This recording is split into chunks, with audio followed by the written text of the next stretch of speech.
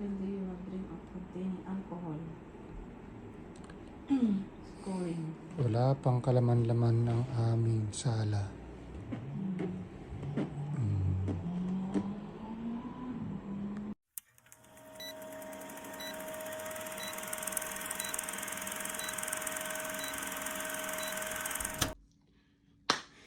Yun, mapagpalang araw sa inyo mga brothers and sisters. So ngayong umaga, meron lang akong gustong i-flex para sa inyo.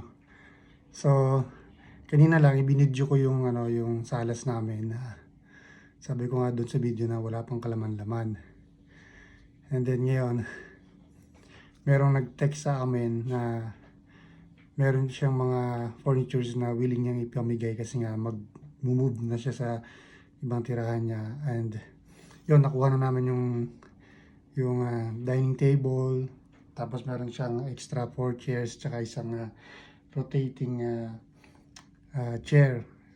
So ang pangalan niya ay si Miss Molly.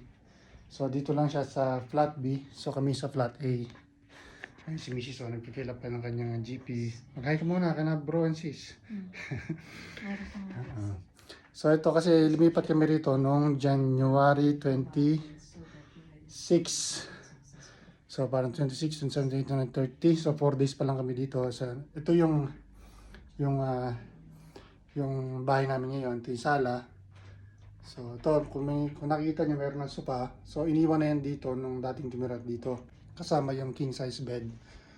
So ito pala yung gamit namin. Ito yung kabayuhan, plantsahan ba, di ba? So ito bagong dating lang, na-order ni Mrs. ito kasi nga kailangan namin ng ganito para sa uniform namin pagpapasok. Tapos ito yung yung dining table niya. Ang cute kasi mo yun, space saver siya kasi dito mo ilalagay yung upuan. So yan, pakita ko lang sa inyo. So malalagay. So kung nakita nyo yung table, ito yung buwan niya. So pwede mo siyang ilagay dito. Ayan. So apat yun. So mayroon siyang 4 corners. Tapos apat na chair. Ayan. Diyan siya. So sa ngayon, sineset up pa namin yung mga bagay-bagay sa bago namin nilipatan. Maluwag maluwag itong nakuha namin na flat. Mayroon siyang sariling kitchen. Yung kitchen niya, meron siyang 2 ref. So bakit 2 yung ref niya? Kasi ito luma. So sabi ng building manager na pwede na rin i-dispose, pero ayaw kong itapon kasi sayang. Maluwag yung space niya sa freezer.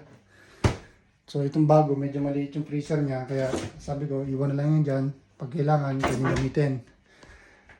So meron na rin siyang oven. Palilinis ko lang kagabi. Meron din siyang washing machine.